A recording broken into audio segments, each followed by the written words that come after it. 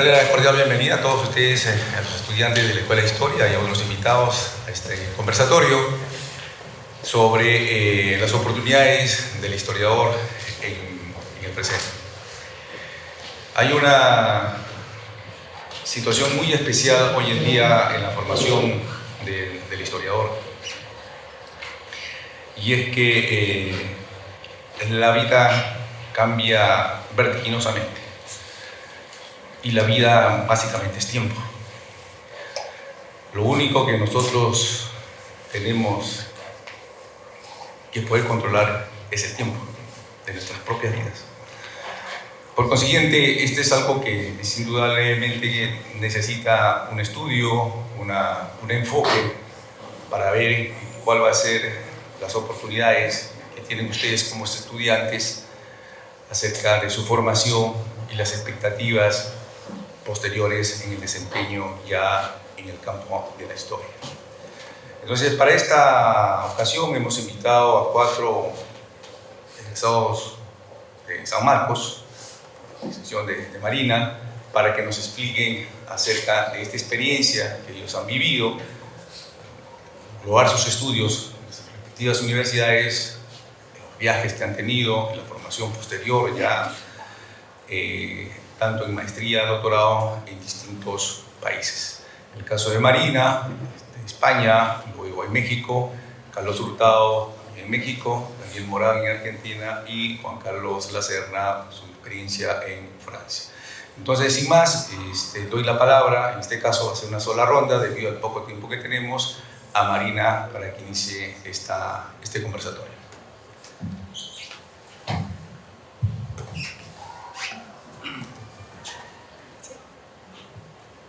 Buenas noches. En verdad, no sé ni por dónde empezar porque la experiencia que yo he tenido, a mí me han convocado para hablar sobre España más bien, pero yo en realidad donde estudié mi posgrado fue en México, en el mismo lugar donde también estudió Carlos Hurtado, así que estamos todos egresados del Colegio Mexiquense, del Colegio de México. Pero bueno, como a mí me habían convocado para hablar de España, en verdad me he preparado un poquito las oportunidades, ¿no?, de formación en España, tal como las veo yo desde mi perspectiva de historiadora, ¿no? Historiadora ya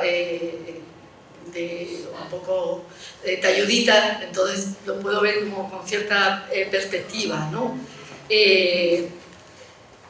Bueno, me voy a saltar una parte que había pensado comentar sobre las características de las universidades ahora en España, para pasar un poco al tema central, que es el de qué elementos, ahí me voy a centrar, que pienso yo que debemos tener en cuenta para decidir salir afuera y hacer un posgrado. Yo me estoy centrando en un posgrado, en maestría, ¿no?, en másters, pero digamos que las posibilidades son primero la maestría y luego, por supuesto, el doctorado, ¿no?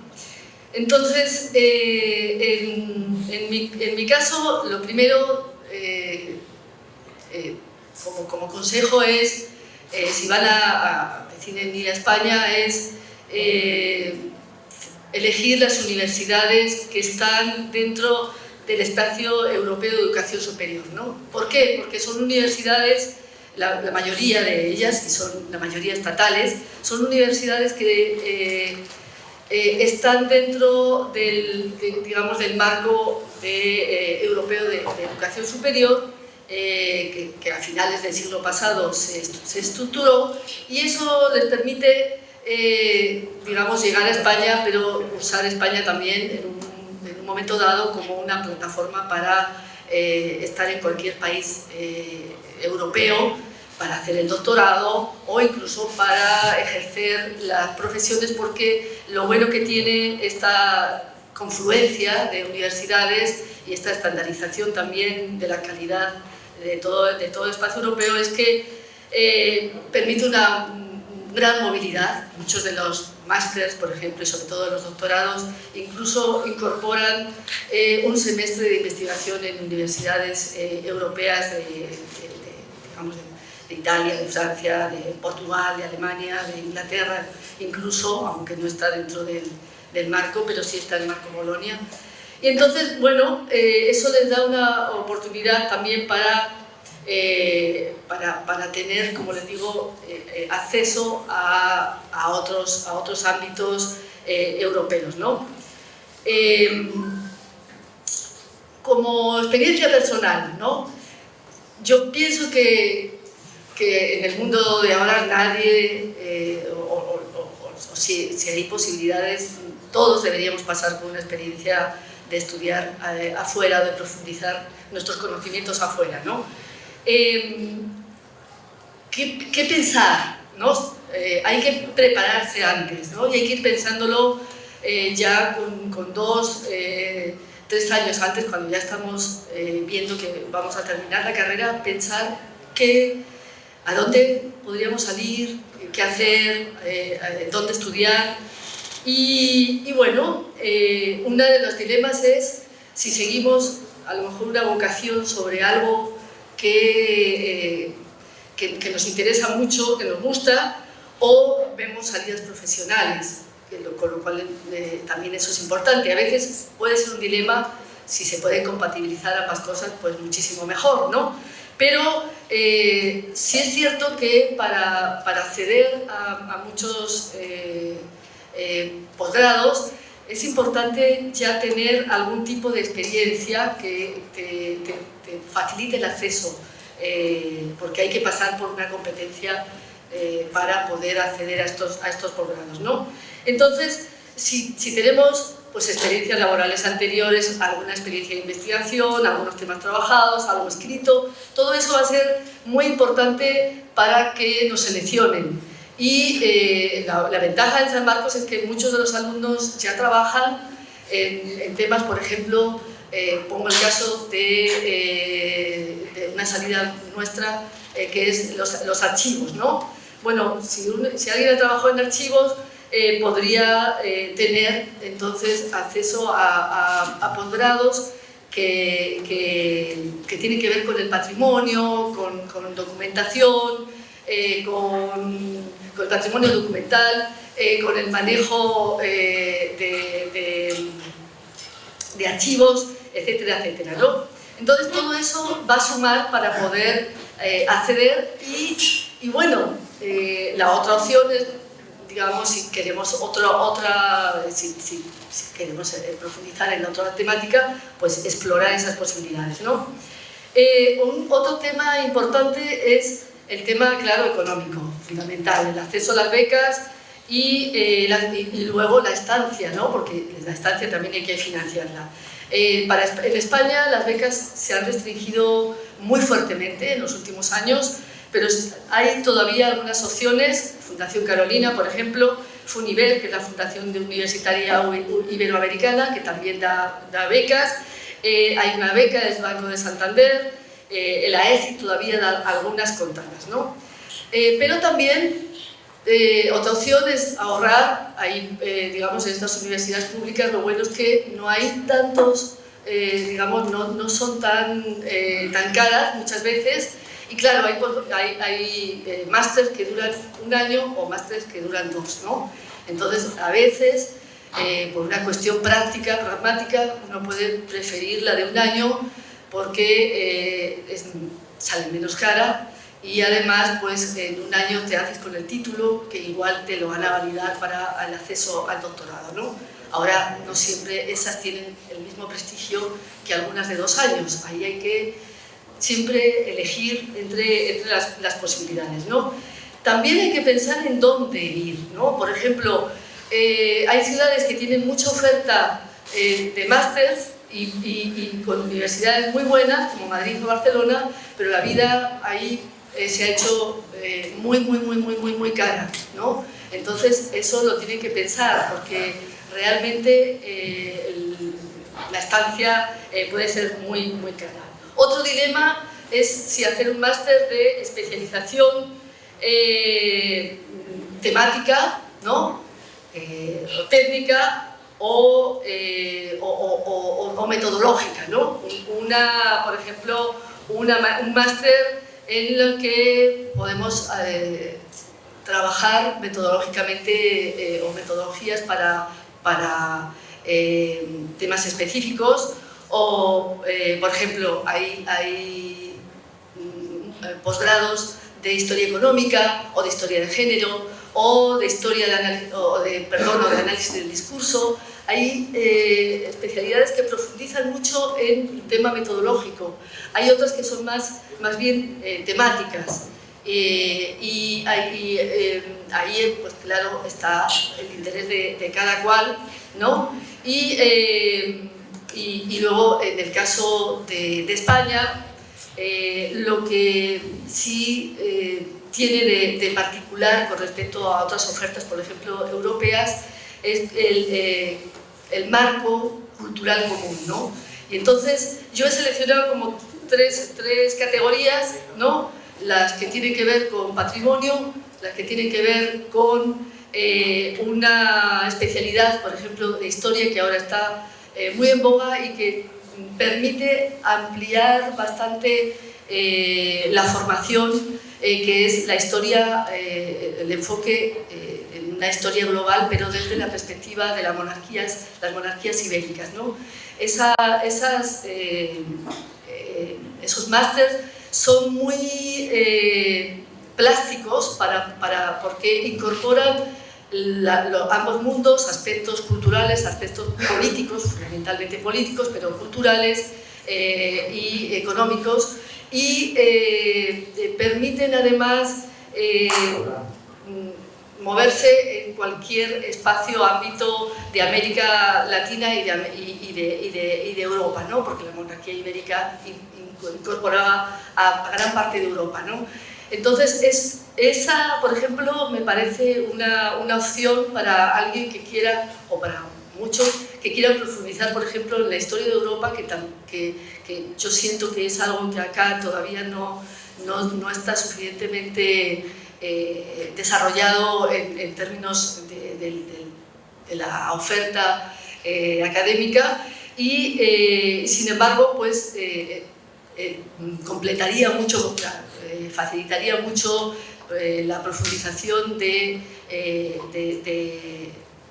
cualquiera de los temas que prácticamente trabajemos, sobre todo para aquellos que hacemos historia moderna. Para historia contemporánea también hay historia, digamos, de Europa y el mundo atlántico, por ejemplo, Poder, Cultura y Sociedad, es una oferta de Valladolid para la época contemporánea. En fin, ya voy cerrando. No solamente hay carreras para historia, o sea, tenemos acceso desde los historiadores a otro tipo de carreras o de disciplinas que se compatibilizan muy bien con las nuestras, ¿no? Y la interdisciplinariedad está muy contemplada también en muchos de los másters, ¿no? Que están caracterizados mucho por una gran fluidez y una posibilidad de armar que cada uno los cursos que le puedan interesar más y convenir, ¿no? Y dentro de eso, pues también hay másters, por ejemplo, en Salamanca hay uno muy interesante sobre politología, ciencias políticas, latinoamericanas, y que tienen hasta su propia fuente, una fuente de las élites políticas, para trabajarla, de toda América Latina, para trabajarla, ¿no? Entonces, hay también en antropología, hay también en antropología, y también en ciencias sociales una gran variedad, ¿no? Relaciones internacionales, etcétera, que son disciplinas que cualquiera de nosotros estamos en capacidad de poder acceder, ¿no? Bueno, termino diciéndoles que la verdad, yo personalmente creo que es una experiencia por la que todos deberíamos poder pasar, ¿no? porque nos enriquece muchísimo en lo académico, pero también en lo personal, ¿no? Ahora sí, prepárense para hacer muchos trámites, muchos papeleos, pero también para disfrutar de una experiencia única que les puede cambiar la vida, como a mí me la cambió mi estancia en México, miren, donde he terminado en el Perú, tanto en lo profesional como en lo personal. En lo profesional yo, por ejemplo, llegué haciendo un trabajo de historia social y terminé, después de pasar por mi doctorado, haciendo estudios sobre las sociedades indígenas.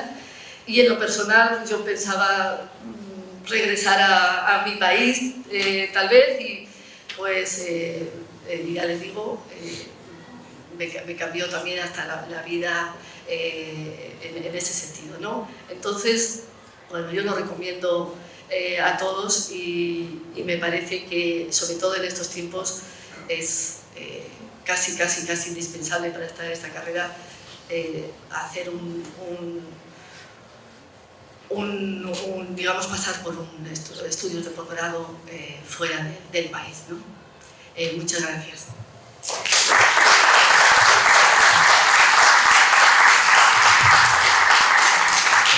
Como han escuchado, bueno, gracias a la historia tenemos a una española aquí en la escuela y en la universidad. Ella nos ha presentado todo un panorama bastante completo y actual de las oportunidades que se presentan en España y en las distintas corrientes, tanto metodológicas como de investigación o temas, ¿no?, que cada uno de ustedes posiblemente tengan un interés en desarrollar. Parte también de mi formación, como ella ha comentado Marina, también fue lo mío. Tuve una beca de un año en España, Madrid y Sevilla, y que también me cambió la vida porque a los 2 años de egresado pude estar durante un año en España, y claro, vine aquí, bueno, y volví al Archivo Nacional en ese entonces, hoy al Archivo General de la Nación. Paso entonces ahora a hablar con Carlos Hurtado para que nos explique cuál ha sido su experiencia en el Colegio de México, cuáles han sido sus expectativas y cómo se cumplieron estas oportunidades que se le presentó. Ok. Bueno, primero saludo aquí a todos los presentes, saludo también a quienes me acompañan en la mesa. La verdad que es una alegría, ¿no?, una satisfacción este tipo de reuniones para compartir, ¿no?, lo que uno buenamente pudiera haber desarrollado en su experiencia, pues, como historiador, ¿no?, cómo se desarrolla sobre todo la historia en el Perú, ¿no?, que creo tiene su propia particularidad, ¿sí? Esto quiere decir que lo que pasa en el Perú, pues, a veces no sucede en otras partes, ¿no? Y el historiador, pues, en ese sentido, pues, tiene una cierta, ¿cómo decir?, dificultades, ¿no?, y también desafíos, ¿no?, justamente como dice el título del coloquio ¿no? Aquí no tenemos el apoyo que hay que uno ve en otros países, ¿no?, para la investigación, claramente, ¿no? El CONCITEC, por ejemplo, ¿no?, hay unas convocatorias que se realizan, en fin, el 2006 se hizo un Plan Nacional Estratégico de Ciencia, Tecnología e Innovación, ¿no?, al 2021. Pero ustedes van a ver que en ningún momento se sacan convocatorias para las ciencias sociales o humanidades, ¿no?, a pesar que sí está considerada como una prioridad, ¿no?, sí está considerada como una prioridad de ciencias sociales, ¿no?, y nunca se ha sacado convocatorias, ¿no? En 2017 inclusive el gobierno peruano ha hecho un préstamo con el Banco Mundial de $100 millones, ¿no?, y es lo que se está ejecutando ahora, pues, ¿no?, pero no aparece nada para las ciencias sociales, ¿no?, ciencias históricas sociales, ¿no? O sea, estamos como desprotegidos, pues, ¿no? Y esto es más grave aún porque la historia es una carrera investigativa, pues. Es una disciplina que es una ciencia investigativa que necesita profesionalizarse, no termina en la licenciatura, hay que hacer la maestría y el doctorado, ¿no? Y entonces acá los posgrados son pagados, ¿no? Las maestrías acá de San Marcos, de Católica, los únicos lugares donde hay maestría en historia, bien, la de Arequipa ya cerró, me parece, ¿no? Son pagados, pues, ¿no? La de Católica está como 28.000, creo, ¿no?, el doctorado, casi 30.000 soles, ¿no? De San Marcos es 20.000 si uno suma, ¿no? Entonces, fíjense, esa es una realidad que tenemos que afrontar, ¿no? Y ante eso, pues, surge la disyuntiva, pues, de hay que salir, ¿no? Porque Afuera sí es una realidad diferente, ¿no? Afuera sí hay apoyos, digamos, sí hay becas, ¿no? Uno consigue becas, ¿no? En toda América Latina, en Chile, en Argentina, ¿no? Ecuador mismo, ¿no? Colombia, ¿no? Y México, un poco lo que yo voy a hablar, ¿no? Si uno encuentra, pues, que sí hay cooperación bilateral, se llama, ¿no? O sea, uno consigue beca por cooperación bilateral entre países, ¿no? Es la beca que yo tuve, en realidad. Sí, entonces un poco voy a partir, si se quiere, de mi experiencia, ¿no? De cómo estudié historia, de cómo llegué a profesionalizarme, ¿no? Ingresé yo en 1992, como 86 creo era, pues, una producción extensa, ¿no? Creo que ya no sucede eso, son 40, 50 establecimientos, ¿no? Y egresamos algo de veintitantos, me acuerdo, ¿no? Pero de esos veintitantos, como que tres, hicimos tesis de licenciatura, ¿no? ¿Por qué menciono el tema de la tesis, no? Porque, fíjense, para poder salir es como una llave, ¿no? Es fundamental tener una tesis de licenciatura. Sin eso no se puede, en realidad. No se puede dar el salto, ¿no? Y, bueno, básicamente creo que son los que nos dedicamos a la investigación histórica, o al quehacer del historiador, ¿no? Como disciplina investigativa, digamos. Esto no quita, pues, que aquellas que se dedican a la gestión cultural, archivos, en fin, que son otro tipo de actividades, un poco más de servicios, ¿no? Que tienen los que han estudiado historia, ¿no? Que de eso creo van a tocar mañana otros ponentes, me parece, en algunos casos. Sí, y entonces uno cuando termina en historia, o cuando uno mismo estudia historia, pues siempre surge esta disyuntiva, a veces desde el segundo o tercer año, ¿no? Si uno se va a dedicar a esto, ¿no? Con todo el desafío que les comenté al comienzo, ¿no? Incluso, pues, creo que nos ha pasado a todos los historiadores, ¿no? O sea, como uno revisa los trabajos de historia de Macera, pues ahí dice, ¿no? El hombre es un hombre, el historiador dice es un hombre a la defensiva, ¿no? Inseguro de sí mismo, ¿no? Dice, en los trabajos de historia, en la presentación. Sí, siempre hay esa disyuntiva de si estamos haciendo esto, pues, ¿qué significa hacer historia en el Perú, no? Igual yo la tuve en el tercer, cuarto, uno quería dejar la carrera, en fin, trasladarse a otro sitio, ¿no? No está tan convencido, pues, ¿no?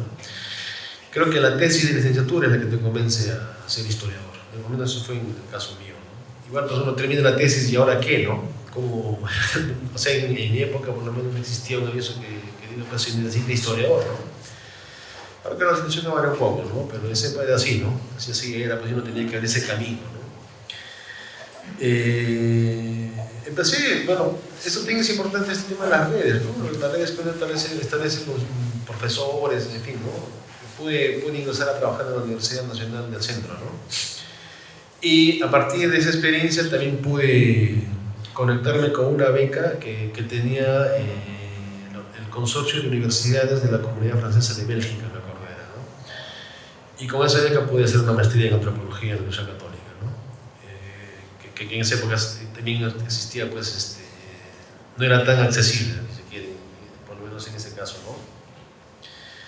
Y con la experiencia de la Universidad Católica pude conectarme con, bueno, supe de las convocatorias que había en México, ¿no? Y postulé a la convocatoria, ¿no? Para esto ya había publicado mi tesis de licenciatura, ¿no? Como presenté a un concurso del Concitec, me acuerdo, ¿no? Que se publicó como Curacas, Industria y Revuelta, ¿no? O sea, tenía, si se quiere, un respaldo, ¿no? Para postular al Colegio de México, ¿no? Para una época parecía un poco lejano, ¿no? Si se quiere, ¿no? Pero después esto se fue acortando, ¿no? Me dieron las cartas, bueno, la doctora Scarlett Ofela, y acá en San Marcos, el doctor Francisco Quiroz, ¿no? Que fue mi asesor de tesis y licenciatura, ¿no? Un poco eso fue, digamos, el camino, ¿no? que seguí para poder acceder al colegio, ¿no? Entonces, un poco con esto quiero decir, pues, que hay que hacer una especie de currículum, ¿no? Un currículum que es como un colchón, como un respaldo para poder salir, ¿no? Porque a veces salir con las manos vacías creo que no es posible, ¿no? O sea, sin la tesis, sin las investigaciones, sin una asistencia a congresos, no se podría. Eso por un lado, ¿no? Después, otro aspecto que también me parece importante, ¿no? En México, el colegio me consiguió la beca, ¿sí? El colegio me consiguió la beca, ¿no? La beca de la Secretaría de Relaciones Exteriores, me acuerdo, ¿ya? Para tener esta beca había que tener 8 de nota como promedio, ¿ya? Entonces un poco que les digo que es importante las notas, sin tener una nota 8 es 15, le digo, ¿no? O sea, si tiene menos de 15, es un poco difícil, ¿no? Que se pueda salir, si se quiere, ¿no? El promedio general, le digo, de toda la carrera, ¿ya? Y eso pues un poco les digo que hay que esforzarse en los estudios, ¿no? No hay que tomar a la ligera, ¿no? Ningún curso, en realidad. Al final una vez se pesa de un curso que lo tomabas así, que tenías 13 de promedio, 12, ¿no? Y eso al final te disminuye el puntaje, pues, ¿no? Y ya no te hace, al final te pesa, ¿no? Ya, le digo porque a veces hay algunos que, no sé, ¿no? Nos tenemos algunos cursos así un poco a la ligera, que piensan que con 11 ya está, ¿no? Pero ese 11 pues es como dicen, es un caramelo con veneno, ¿no? Ya no se puede, ¿cómo reviertes el 11 en tu promedio ponderado, ¿no? Eso entonces, eso sucedió, ¿no? El colegio me consiguió la beca, ¿no? Tenían un grupo de becas reservadas, me parece, ¿no? Después hubo la posibilidad ya para venir a Perú de cambiarse de beca, ¿no? Que son becas del CONACYT, lo que saca el CONCITEC, ¿no? Que te permite estar fuera de México y seguir investigando, ¿no? Pero me parece que pedían algo de 8,5. Sí, justamente por eso digo, yo ya no llegaba a 8,5. No me pude cambiar de beca, ¿no? Me tuve que cambiar una beca del colegio, que era una beca menor, ¿sí? Lo que pasa es que cuando estás afuera del Perú, a veces estas diferencias de 1.000, 2.000 pesos cuentan, ¿no? Cuentan en realidad, ¿no? No parece, pero sí, estás solo, pues, no está tu red de familiares, estás solo, ¿no?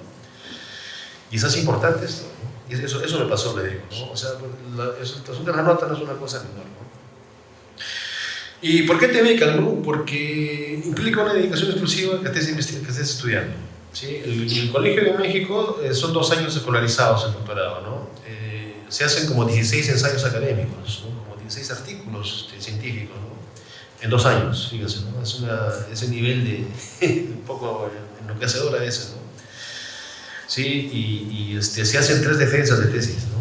Una primera que es el primer seminario, una segunda que es el manuscrito del segundo seminario y una tercera ya pues la defensa en sí, ¿no?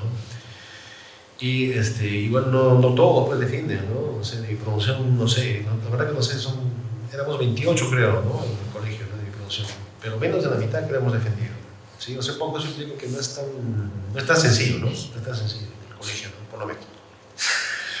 Bueno, entonces luego, esto creo es una cosa que quisiera destacar, ¿no? O sea, a veces uno, cuando sales de Perú, compites con todo, pues, con todos los que quieren estar en el colegio, ¿no? Que son toda América Latina, si se quiere, los que han estudiado historia, los que están, pues, sienten que tienen posibilidad de hacerlo, ¿no? No se compite, pues, con gente, con toda gente de Europa, ¿no? Acá Marina cuenta su experiencia que van al colegio a estudiar, ¿no? O sea, hay un nivel de competitividad muy fuerte en historia, ¿no? Aparentemente es sencillo, ¿no? Pero no es así, pues, ¿no? O sea, es bien competitivo, bien competitivo, ¿no? O sea, compites con todo, cuando estás afuera compites con todo, o sea, no sé, ¿no? Y creo que hay posibilidades para continuar, ¿no? Yo en México mismo conseguí una beca justo de la Agencia Española de Cooperación Internacional para el Desarrollo, ¿no? Pude estar en el Archivo de Indias. Conseguí una beca para 2 años, tuve que acortarla porque tenía que volver a Perú por un tema familiar, ¿no? Por mi hijo, ¿no?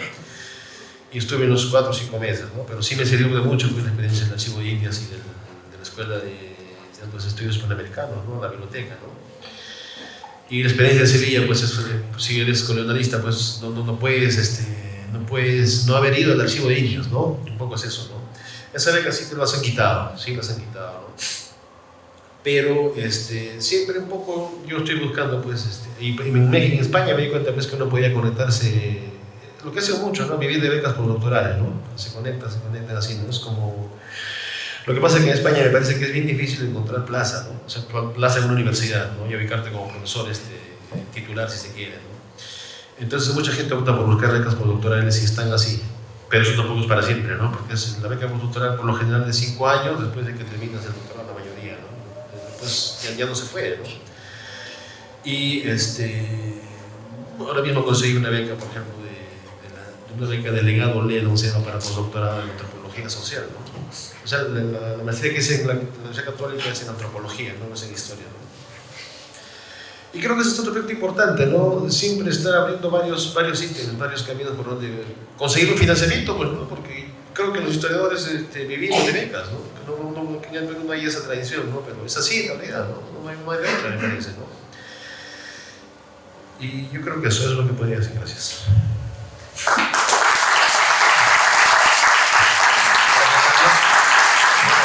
Nos han mostrado las vicisitudes que vivimos, bueno, que viven todos los que tienen esas aspiraciones, ¿no?, de continuar, ¿no?, su formación fuera del país. Lo enriquecedor, como decía Marina, pues ese contacto de colegas profesionales, no solamente en el área de historia, sino en todas las áreas de ciencias sociales, lo cual enriquece. Estamos hoy día en una era digital en la que uno se puede comunicar virtualmente, pero nada hace enriquecer más, potenciar más las capacidades, si no hay ese contacto con el colega, con aquellos que vivimos en el mundo de las ciencias sociales y de las humanidades. Bien, entonces dejamos ya a México, vamos a Argentina. Daniel Morán nos va a contar también la experiencia que él ha tenido en Buenos Aires. Bien, gracias. En primer lugar, agradecer a la Escuela de Historia. Estudié en Argentina 7 años, la maestría y el doctorado, pero no debería haber estudiado en Argentina, debería haber estudiado en la Universidad Nacional de Colombia. En marzo del año 2008, un día antes de la sustentación de mi tesis de licenciatura, el profesor Quiroz me llama diciendo que, si no me equivoco, habían cerrado la universidad previo al examen de admisión, había habido una toma, pero había pasado un acontecimiento que hizo que retrasaran la sustentación de la tesis de licenciatura. Y para poder acceder a la beca de maestría, que a través de Heraclio Bonilla habíamos tratado de conseguir en la Nacional de Colombia, me pedían al menos el acta de sustentación de la tesis de licenciatura. Y todo estaba bien hasta que me avisaron un día antes de que no se podía sustentar, y por lo tanto la beca se fue. Pero ese año 2008 ingresé a dictar como profesor de práctica aquí en la universidad, dictando en los primeros ciclos, me acuerdo. Pero como todo estudiante de historia, ilusionado cuando termina su carrera, y subí al área de posgrado de aquí de sociales. Bueno, no es una crítica, sino simplemente es un testimonio, ¿no? Y me dijeron que no, por cuestiones de austeridad, ¿no? Porque regularmente para esos años, 2005, 2006, al primer puesto de cada escuela, si no me equivoco, se otorgaba una beca o media beca, algo parecido. Pero por cuestiones de austeridad y problemas económicos que tenía el posgrado, no se podía dar en ese momento. Por lo tanto, obviamente, no pude acceder yo a estudiar la maestría aquí en San Marcos. Por lo tanto, me tuve que dedicar, porque me acuerdo que aquí en la universidad, los que egresamos en 2005, y en diciembre hicimos un conversatorio en la Semana de Historia, me acuerdo, de noviembre, señalando y después del 5º año, ¿qué? O sea, ¿qué hacemos ahora después de haber pasado 5 años? O sea, ¿qué nos depara el futuro? Y nos deparaba, pues, enseñaba, en mi caso, comencé a enseñar en colegios privados, y 2006, 2007, preparando la tesis de licenciatura, que finalmente terminé por sustentar, gracias a la asesoría del doctor Valdemar Espinosa, Soriano. Y también, obviamente, el profesor Cristóbal Jovín, que me asesoró en tesis 1 y tesis 2, cuando en esas épocas habían solamente tesis en el último año de la carrera, no como ahora que tenemos 6 seminarios. Y en ese sentido, tuve que el año 2008, el 2018-1, que tuve como profesor aquí en San Marcos, tuve la necesidad de no dejar trunco esa oportunidad que se me presentó en el norte, ¿no? en Colombia, pero quise mirar un poco para el lado del sur. No había ninguna experiencia, porque creo que cuando yo llegué a Argentina, me parece que era el único peruano que estaba por ahí, al menos de historia, y creo que hasta hoy. Sí encontré algunos peruanos estudiando historia y geografía en el Flaxon, ¿no? En educación. Encontré en derecho algunos egresados de la UBA, pero lo que me animó también es, porque cuando uno se va a estudiar un posgrado, deja todo, ¿no? acá. Deja trabajo, obviamente tienes que, o sea, empiezas de cero otra vez, pero con una intención de qué cosa, efectivamente de superarte profesionalmente. Tuve que renunciar a los 2 trabajos que tenía con la intención de acceder a esta beca. Me acuerdo que postulé a la Fundación Carolina para la beca que Manuel Chu todavía dirige, pero que ahora es online, pero que era una maestría en esa época de 3 o 4 meses de forma presencial sobre las independencias, y después venías a hacer la tesis aquí, ¿no?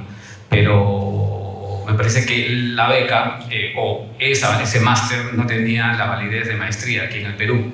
Entonces, y me vino la otra oportunidad de postular de forma independiente a una beca que ofrecía el Ministerio de Educación de Argentina, que era la beca de un sociólogo argentino, Roberto Capri.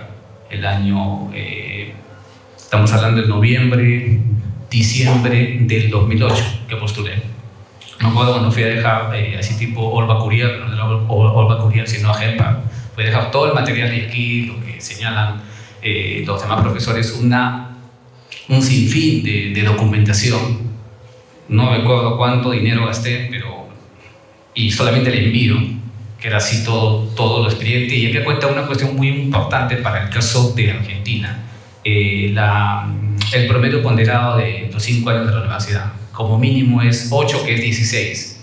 Yo tuve 15.99, o sea 8. O sea, yo cumplí uno de los requisitos mínimos para poder, pues, al menos para que me tomen en cuenta cuando postulé a la beca Roberto Capri. Aparte de los años, ¿no? Pero en ese momento era todavía joven. Bueno, sigo siendo joven, no sé, todos seguimos siendo jóvenes. Pero, y recuerdo que justo dejo los papeles y la que me recibe me dice que está postulando una beca. Sí, la vas a ganar, me dice. Ojalá Dios te escuche. Y finalmente pasaron los meses y en el mes de febrero llega la resolución. Postularon a la beca 186 postulantes, todos menos argentinos, porque la beca era para latinoamericanos, y de los cuales salieron becados 13. Colombianos, que eran 6, cubanos, y bueno, el único peruano era yo, ¿no? Y la beca solamente era por un año, para empezar la primera mitad de la maestría. Obviamente, ahí debo reconocer que, como todas becas, te piden 2 cartas de recomendación. La primera carta lo hizo Heraclio, ¿no? Y la segunda carta lo hizo Ita Sábato, en ese sentido. Pero las cartas, en cierta manera, lo que me dijeron después los de la beca, en Argentina, en el caso argentino estoy hablando, las cartas son para que efectivamente los que están haciéndote la carta y los que van a leer la carta, las instituciones que te van a becar, no tanto es la personalidad del historiador que se está recomendando, sino que ese historiador reconoce de que tú estás en la capacidad de poder estar los 2 años estudiando la maestría y no regresarte. Sé de muchos peruanos que han ido a diferentes partes y han estado 2 meses, 3 meses y no han terminado la maestría, y eso es una beca perdida, ¿no? Entonces, por eso me señalaron en el caso argentino, digo yo, ese punto, ¿no? Y pude obtener la beca en un año, pude hacer 6 seminarios en ese año. Pude llevar la maestría en historia, no en la UBA, porque en la UBA no había maestría en historia. Recién sí había el año pasado, hace un par de años, la maestría en historia argentina y latinoamericana, en la UBA, el Instituto Raviñani, en filosofía y letras, ¿no? Porque no había maestría. La maestría top, digamos, la más reconocida en Argentina, porque recién se estaba poniendo de moda, era la maestría en historia en el Instituto de Altos Estudios Sociales de la Universidad Nacional de General San Martín, ¿no? Entonces, allí hice la maestría, porque la maestría en historia económica lo tenía la UBA. Sí tenía en ese momento, pero yo, si bien es cierto, me gusta la historia económica, pero no necesariamente estoy inclinado para ese campo, ¿no? Entonces, y el segundo año me renovaron siempre y cuando yo cumpliera con todos los requisitos de tener un promedio ponderado de 8 para arriba, cosa que lo cumplí y aprobado todos, ¿no? Una cosa interesante en Argentina que me parece, porque me acuerdo todavía 2 cursos, el curso de Historia Política, que lo llevé con Ita Sábato y lo llevé con Tulio Perindongui. ¿Por qué? Porque 2 profesores para un solo curso, problemas de Historia Política. Cada uno dejó un trabajo, y me acuerdo que cada trabajo me demoré 6 meses en hacerlo. O sea, terminé el seminario y en Argentina tienes hasta 2 años para presentar el trabajo final para aprobar. Una cosa que es media, creo que sui generis por ese caso, no sé si será para otros, pero en el caso de Argentina... Se mostrarán tus fotos. se puede hacer eso. Y cosa que pasó, ¿no? Cosa que pasó de cierta manera, una cosa bien importante. En total en la maestría hay 9 cursos, 2 seminarios de tesis y aparte el seminario de asesoría para la tesis de maestría, cosa que lo hice el año 2009, 2010. Pero acá pasa una cosa muy importante. Cuando tú firmas una beca de maestría, la beca dice en la parte final, tienes que regresar a tu país de origen, no te puedes quedar. Y eso aparecía en mi beca, pero yo quería acceder a una beca doctoral en Argentina, esta vez a través del el equivalente al CONICET, aquí que sería el CONICET, y yo ya tenía la residencia argentina, el DNI argentino.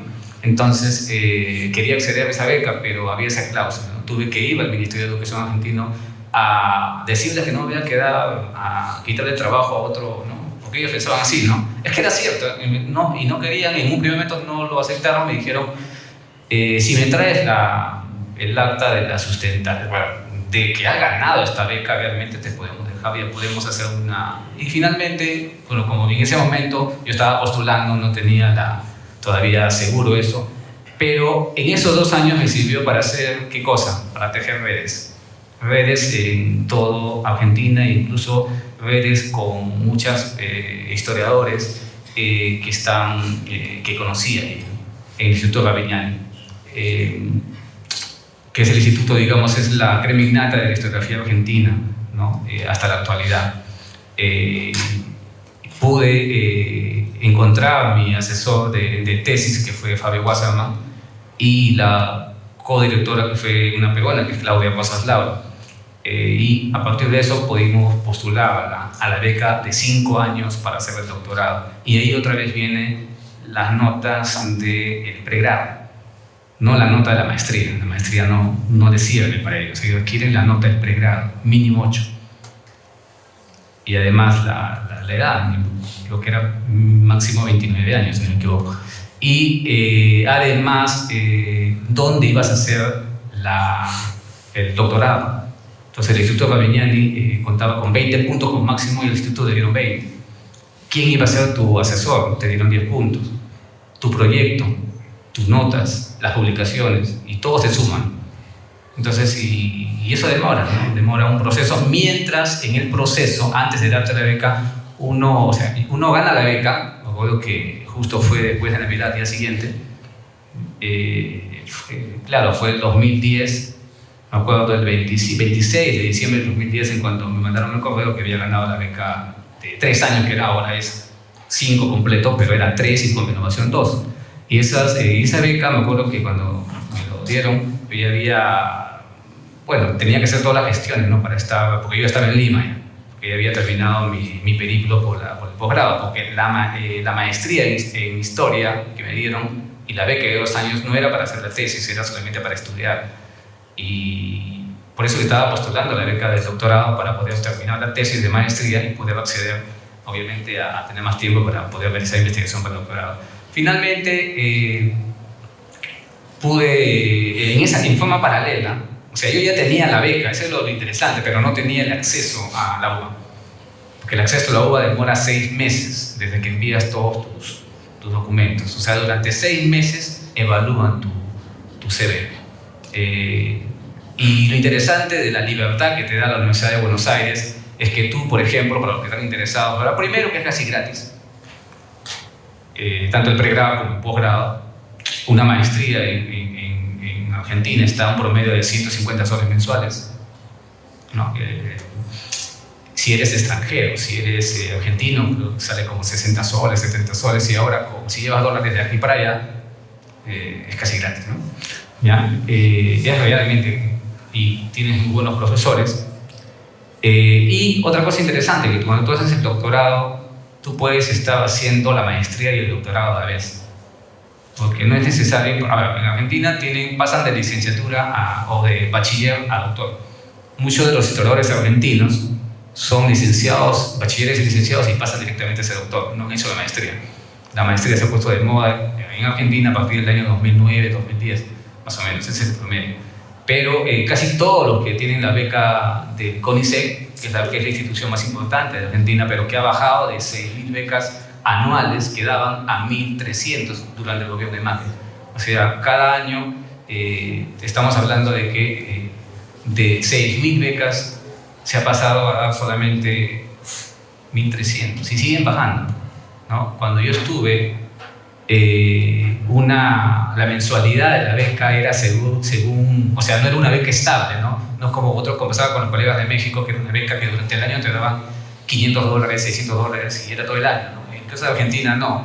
Cada 3 años la beca subía, de acuerdo a toda la inflación, ¿no? De acuerdo a todo el cambio. Ese era lo interesante de la beca, tanto de la beca Roberto Carri como de la beca del CONICET.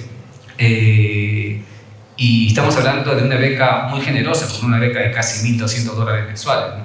Más aún que yo tenía mi familia allá viviendo, y tienen ya casi viviendo más de 25 años. Entonces, obviamente es porque era una cuestión más amigable. Además, lo que ya allá uno aprende a cocinar, uno aprende a hacer cosas que normalmente no hace aquí en Lima, porque tú puedes salir a la esquina y comprar cualquier cosa, pero en Argentina no es así, ¿no? O sea, un plato de comida o un restaurante no está en esa época, bueno, ahora por la situación que ha pasado, pero había esto de la familia también, y por eso que podía yo cada mes podía llegar a Lima, cada 45 días llegaba a Lima, ¿no? Me ausentaba un día, una semana de la maestría, menos, pero aquí viene la última parte, la parte del doctorado. Tú podías hacer, o sea, si yo quería, podía venir aquí a San Marcos y hacer 2 cursos aquí. O sea, podía estudiar 2 cursos del doctorado de San Marcos, y eso la Universidad de Buenos Aires me convalida. Y otra cosa más interesante, cuando te hacen la evaluación para la admisión a la UBA, ellos te evalúan de acuerdo a todo lo que tú tienes, todo tu CV, y de acuerdo a eso ellos te proponen los seminarios que tú vas a llevar, de acuerdo al tema que te has propuesto, ¿no? En este caso, cuando tú no has llevado una maestría, te proponen regularmente 6 seminarios, o sea, 6 cursos, ¿no?, que lleves relacionados aparte de tu asesoría de tesis. En el caso mío, como yo había llevado ya 12 asignaturas en total en la maestría, me exoneraron de todos los cursos que tenía que llevar. Me dijeron simplemente, salió la resolución, haz tu tesis Pero obviamente uno no va a perder la oportunidad de poder llevar cursos como alumno libre. Llevaba cursos como alumno libre cerca ahí a la Plaza de Mayo, me acuerdo, ¿no? Con Noemí Goldman, curso con la misma Hilda Sábato. Por allí asistí a algunos cursos del que fue hace poco el director del Instituto Babiñani, que es Jorge Hellman, también. Gabriel Temeglo también estuvo allí, por ejemplo. Y sí, ese es el punto, digamos, un poco interesante de poder ver esa, digamos, como para ir cerrando ya, digamos, capacidad de flexibilidad que se tiene en el caso de Argentina, ¿no? Precisamente yo estuve, como ustedes saben, 2009, 2010 haciendo la maestría, 2011, 12, 13, 14, casi perenne haciendo el doctorado, y finalmente en 2015, 16 ya era la parte final de la beca para poder redactar la tesis, ¿no? Y la tesis yo lo terminé aquí en Lima ya estando casi presente aquí. Pero puedo decir que desde que empecé aquí en San Marcos, bueno, desde que empecé en Carlos Vice, digamos, en el Colegio Nacional, en secundaria, primaria también nacional, pasando por San Marcos, nacional, pasando por la maestría en Historia nacional, una universidad nacional, pasando por el doctorado en la UBA nacional. O sea, me parece que la universidad pública sí puede ofrecer posibilidades para que todos nosotros podamos salir adelante. Y cuando yo hoy día veía, precisamente con eso cierro, la universidad, por ejemplo, la Universidad de Buenos Aires tiene casi 67.000 escopos registrados hasta el día de hoy. San Marcos apenas va a llegar a 5.000, pero tenemos que entender por qué, ¿no? Porque San Marcos tiene la 10ª parte de la población estudiantil que tiene la Universidad de Buenos Aires, ¿no? Por ejemplo, ¿no? Entonces vemos la capacidad que tiene. Entonces, en ese sentido, yo pienso que Argentina a pesar de la crisis, esperemos que la próxima semana que son las elecciones, la primera semana de octubre, digamos cómo se va moviendo eso, pero es una oportunidad para que todos ustedes, incluso sin beca, puedan ir a hacer su maestría y su doctorado, porque es casi gratis. ¿Sabes qué les cuesta? Y con eso cierro. Les cuesta una habitación. La habitación está a 400, 500 dólares. Una habitación. Estamos hablando de una habitación que acá ustedes pagan al frente de San Marcos, 150 soles. Ya, allá está 500 dólares. ¿Ya? Después la alimentación, sí. No, pues, entonces, estamos hablando de personas que quieran ir a hacer la beca, porque muchos peruanos, bolivianos, paraguayos, brasileños, incluso colombianos, incluso van a hacer la maestría y el doctorado allá por esa gran facilidad que te da Argentina. Gracias.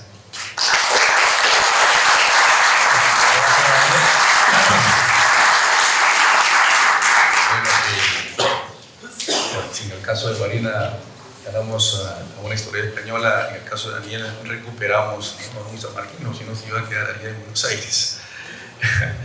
Bueno, una cosa que es interesante de Daniel, y también ratificando lo que ha hecho Marina y Carlos, hay que construir nuestro propio currículum, nuestra propia experiencia de vida.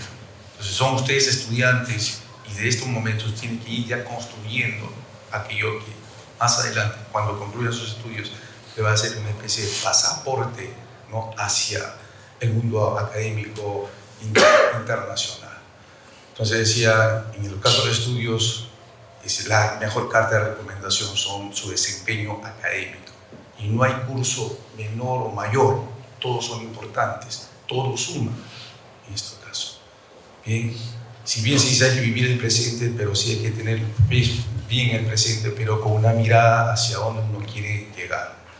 Bien, vamos a concluir con Juan Carlos Lacerda, que nos da otra mirada. Volvemos otra vez, pasando el charco, y nos vamos para Francia.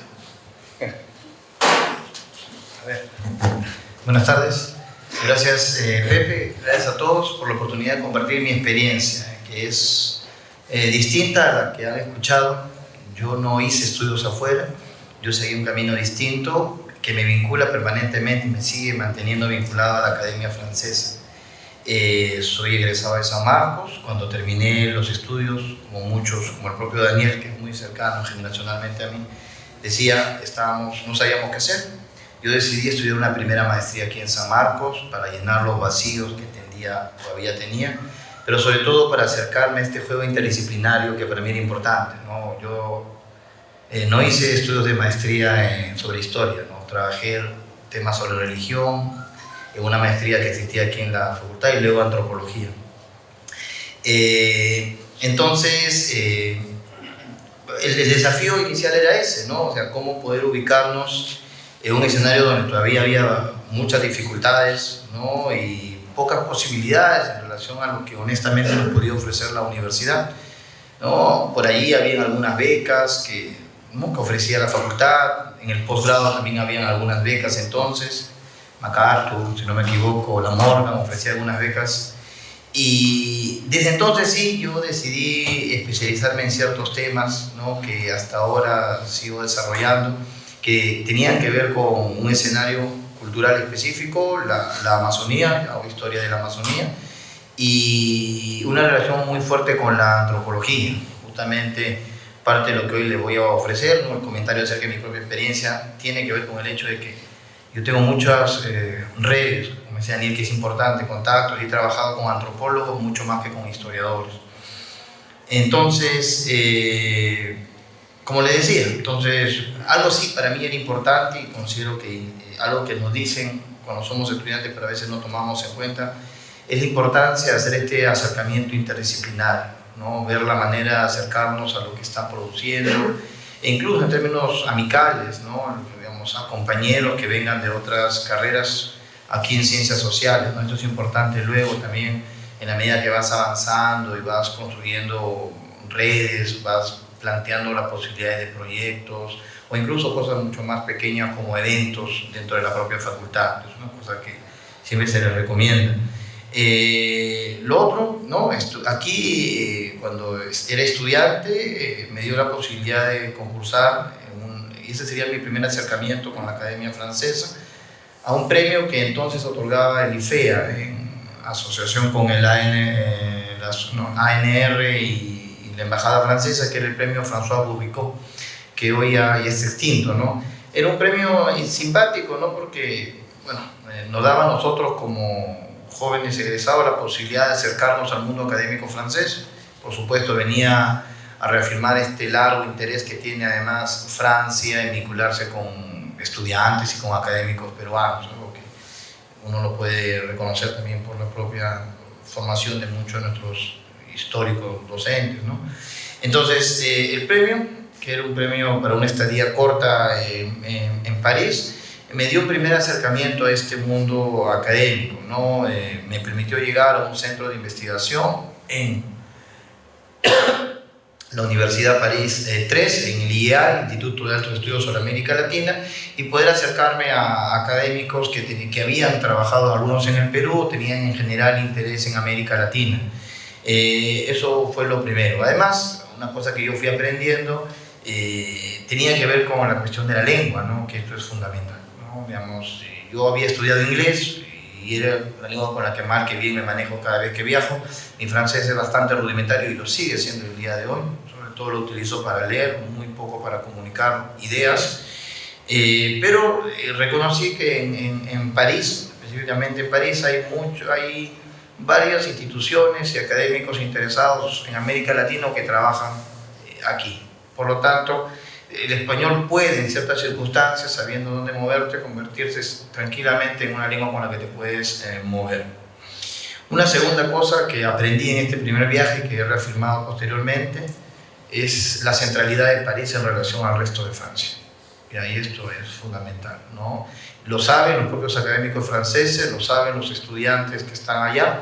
Una cosa es estar en París, por lo que significa París, por las oportunidades que ofrece, otra cosa es estar en una provincia, un departamento francés, ¿no? Digamos, lo que podríamos llamar el ámbito cultural, ¿no? Las oportunidades, los profesores, el prestigio de las instituciones, evidencia una brecha bastante fuerte, ¿no?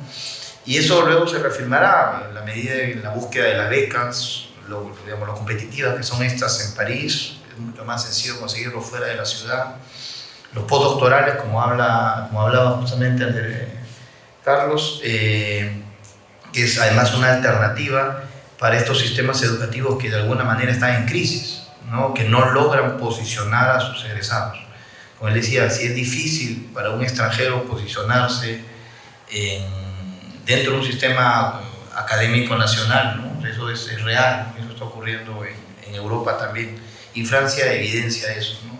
Está produciendo académicos, ¿no? Hay centros de estudios postdoctorales que están produciendo académicos, pero que no logra insertar dentro del sistema, no logra cumplir las expectativas que generó en muchos de ellos, ¿no? Entonces, eso es lo primero, mi primer acercamiento, ¿no? a este mundo académico, ¿no? Algunas cosas llamaron mi sorpresa, por ejemplo, el hecho de que, como ocurre en otras experiencias seguramente, que yo llevaba unos cursos, porque como alumno libre yo llevé durante ese mes y medio que estuve en París, me intenté involucrar en algunas clases, ¿no? Una cuestión bastante superficial, por supuesto, pero para mí era importante una experiencia. Tenía 27 años, era la primera vez que podía vincularme al mundo académico europeo, ¿no?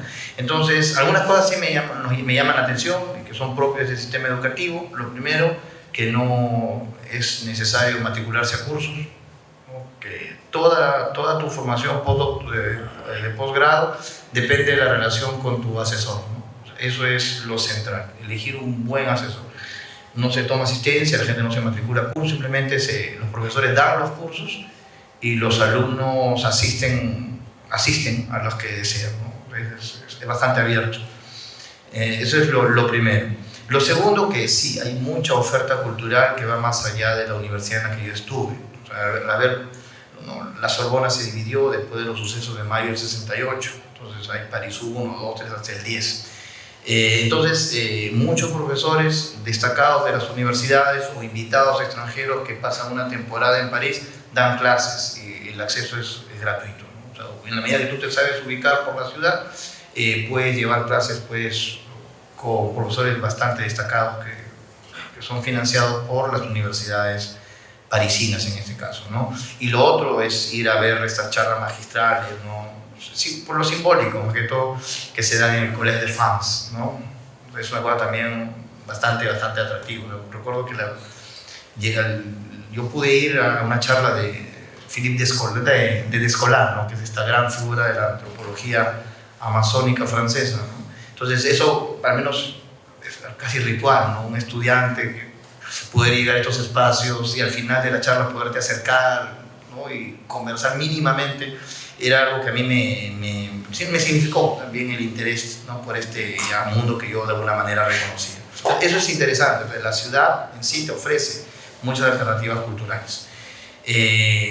Lo otro, por supuesto, es lo difícil, que es una ciudad muy cara. La ciudad es cara y muchas de las becas que se ofrecen no terminan de suplir todos los gastos. Esa es una realidad con la que uno tiene que aprender si es que tienen interés a confrontar, ¿no?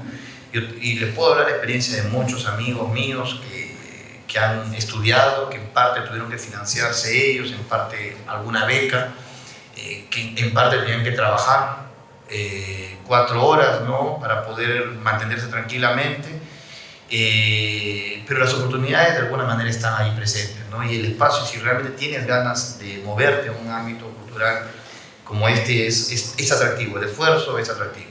El frío te mata, por supuesto, ¿no? El frío te mata y la soledad con el frío es más dolorosa todavía, ¿no? Pero siempre existen espacios donde uno se puede mover, ¿no? O sea, peruanos había. O sea, hay una comunidad peruana que además es bastante cercana en París, eso es fácil ubicarlos. Y entonces, estos espacios claves también para socializar son fundamentales, ¿no? No le tengan miedo a eso. Es parte del proceso también de aprendizaje. Entonces, eso sí, la cuestión del costo, ¿no? Uno puede postular a las residencias, es algo que son a veces reñidas, pero puedes conseguir algo así como un mini departamento cerca de tu zona universitaria por unos 400, 500 euros, que realmente, entre comillas, un regalo, por lo que costaría generalmente el costo de una vivienda cerca de las zonas universitarias. Entonces, lo que sí es cierto que hay que reconocer es que, en general, ¿no? La crisis del sistema educativo europeo, las reformas en estos contextos, además de reajuste económico, y en el caso francés específicamente un menor interés por América Latina, explica también la reducción de las becas, ¿no? La eliminación de algunos beneficios que se otorgaba también a estudiantes que hace 10 o 15 años hubieran querido hacer la aventura de iniciar sus estudios allá, ¿no? Entonces eso también es importante, pero todavía existen instituciones que ofrecen becas, ¿no? Habría que revisar siempre en la página de la embajada. El IFEA maneja algunas becas de investigación para hacer de alguna manera la apuesta que seguí yo, ¿no? O sea, yo no he estudiado en Francia de un posgrado. Bueno, ahora tengo un asesor doctoral francés, pero yo aposté por postular estas pequeñas becas que me dan la oportunidad de viajar una vez al año y de alguna manera mantener este contacto con el mundo académico. Y les hablo específicamente de una, que además estoy autorizado para hablar de ella, que es el premio Bernard Lelon. Ya, hacia usted, pues, un premio generado una fundación, una persona que al fallecer dejó unas rentas para financiar investigaciones en Amazonía. Desde una entrada originalmente antropológica, pero que también puede virar hacia lo que podríamos llamar la antropología histórica o la etnohistoria. Entonces, este premio ofrece, y viene ofreciendo también a algunos estudiantes egresados sanmarquinos, la posibilidad de mantener este contacto, ¿no? Un premio de entre 3.000 a 5.000 euros, para justamente reafirmar los vínculos académicos, ¿no? Permitir en parte la investigación, pero también acercar a jóvenes interesados al mundo académico francés. Y ahí va otra de mis recomendaciones, ¿no? Y Daniel lo entiende perfectamente, la importancia de generar redes, ¿no? Para nosotros esto es fundamental. Digamos, el hecho de asistir a clases, acercarte a colegas que van trabajando un tema cercano al tuyo, vincularte a grupos de investigación, ¿no? A iniciativas aunque sean pequeñas, pero que te permitan, ¿no? Visibilizar tus intereses en determinados temas. Eso es lo que yo recomiendo, ¿no? en parte, el sistema académico francés sí es bastante tradicional, ¿no? Paternalista, ¿no? Sigue siendo jerárquico, eso democrático no es. Entonces, la importancia que tienen determinadas figuras académicas para permitir que un joven estudiante pueda acceder a determinados financiamientos, eso es real, ¿no? Entonces, nosotros tenemos que aprender a visibilizar también nuestros intereses, nuestros avances, nuestros proyectos, ¿no? Entonces, movernos en términos de generar redes, ¿no? Lo que diríamos, los antropólogos llamarían capital cultural, ¿no? Capital social. No le tengan miedo a eso, ¿no? Entonces, es algo que también yo les recomendaría pensar o trabajar, ¿no? Sí, eso es quizás lo más importante. Y luego, claro, lo otro que es una realidad, con esto yo también creo que puedo terminar, es la idea de que, incluso, ¿qué pasa cuando terminas el doctorado? Es una cosa que converso siempre con amigos que han estudiado allá. Yo estoy estudiando ahora el doctorado aquí en la facultad, tengo un profesor en París, se pueden hacer los convenios. Fue mi apuesta finalmente, yo decidí no irme porque no tuve el valor de Daniel quizás, porque tenía ya un trabajo bueno y decidí no dejarlo aquí, porque sentía que ya estaba investigando y quise saltarme el paso, aunque luego también me arrepentí un poquito. Pero fue la apuesta que yo tomé, ¿no? Y fue el camino que yo decidí, ¿no? Por eso a mí no me ponen doctor aquí. Pero finalmente digo, entender cuando termine finalmente, y es lo otro, ¿no? Es muy difícil que uno se pueda insertar dentro de estos espacios académicos, de espacios de investigación en la universidad en la que te estás formando, ¿no? En Europa es difícil, es bastante, y siento y veo, ¿no? Tengo amigos muy cercanos, amigas muy cercanas que evidencian eso. El sistema como que te exige que te vayas, regrésate, ¿no? Bueno, en el caso de Daniel, incluso tuvo que firmarlo, ¿no? Entonces hay que entender que luego vas a retornar a desarrollar investigaciones, y no solo investigaciones, a vivir en Lima, en el Perú finalmente, y entender entonces también la importancia del retorno. No, en algunos casos no va a resultar directamente como lo esperas, ¿no? O sea, no vas a empezar a investigar, ni bien llegue, no vas a ganar un proyecto de la noche a la mañana. Yo vivo del dictado. Tuve la suerte de empezar temprano a dictar y me permite mantenerme tranquilo económicamente hablando. Y eso me permite investigar, ¿no? Ese equilibrio que a veces es doloroso, es sacrificado, es lo que me permite a mí hacer investigación y en los temas que más que bien yo manejo, ¿no? Y a estas alturas poder manejar proyectos también con alumnos. Entonces, bueno, esa es la experiencia que yo tengo para ofrecerles a ustedes, ¿no? Gracias.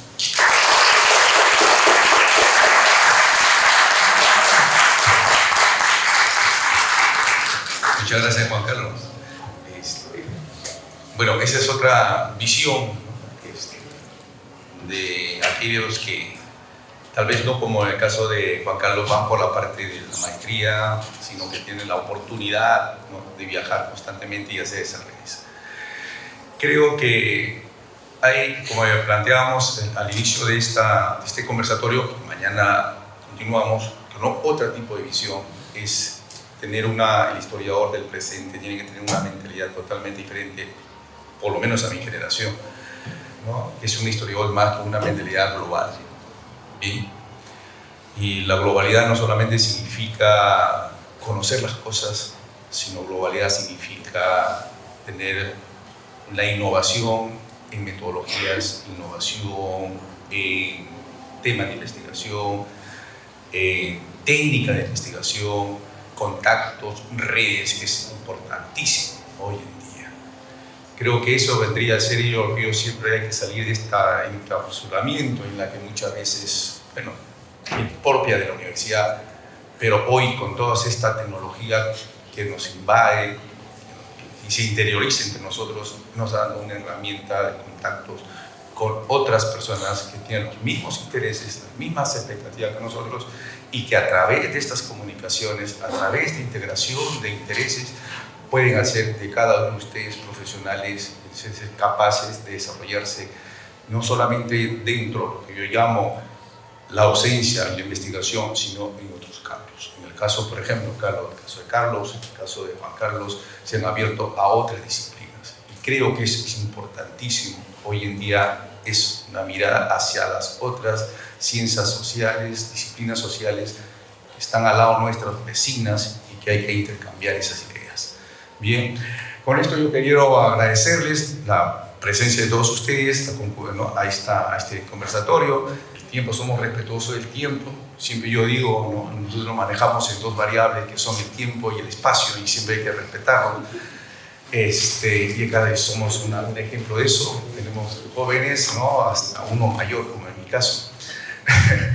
Y los invito para el día de mañana. Tenemos hoy ya otra visión de aquellos egresados que no son docentes nuestros, son egresados que han salido, se han graduado y han abierto su propio camino cerca de la docencia, pero también en la investigación, en gestión cultural, y que les abre otras perspectivas, ya no fuera, sino dentro del país, cómo se está moviendo lo que yo llamo siempre el mercado laboral. El compromiso que tiene la escuela, y creo que es importante que esto lo sepamos, y esto siempre ha sido, me invitaron a asumir la dirección, es que la calidad de la formación en San Marcos se mira por la calidad de sus egresados. Acá tenemos nosotros 4 ejemplos, ¿no?